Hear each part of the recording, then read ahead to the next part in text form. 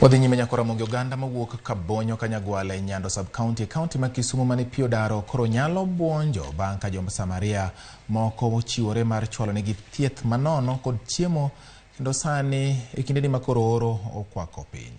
Jochiwruokgo ma gin osiepe mawuok e piny Amerika wacho ni oganda go ne omako wang'gi bang' nenogi e tipo ma pachoka kaka gisandore ahinya to nyithindo kod jogo mamine.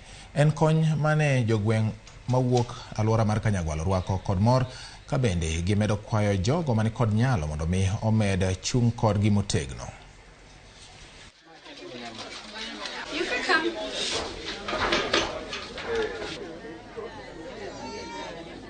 Waneno ka ji obiro kendo waparo ni kare ne ji tuo kabisa, manyiso ni ne wadwaro mondo othiedhwa.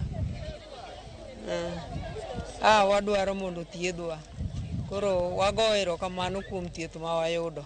Adwa kawo thuolo ni mondo ago erokamano ne the volunteers kuom kelonwa gima ber karwa kae. Jogo mang'eny dendgi osebedo ka lit, but kawuono at least giyudo konyruok ma free mok gichulo. Akwayo ni kabeto gichak giyud thuolo gichak giduogi. We're here from Midwest Girls on the Go.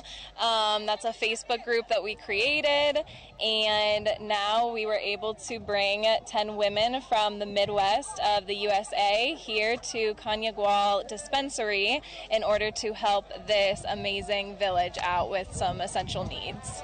So we were able to fundraise in order to help this village, and we have over 1,000 people that we were able to help today with the medical camp, and 500 families that were able to help with maize flour as well. We found out about Kabonyo Village and Kanyagwal is because we came to Kenya, just her and I first, last year at the same time, and within 2 weeks we were able to fundraise for Kabonyo Village because of our friend that we met who is going to be touring us around Kenya.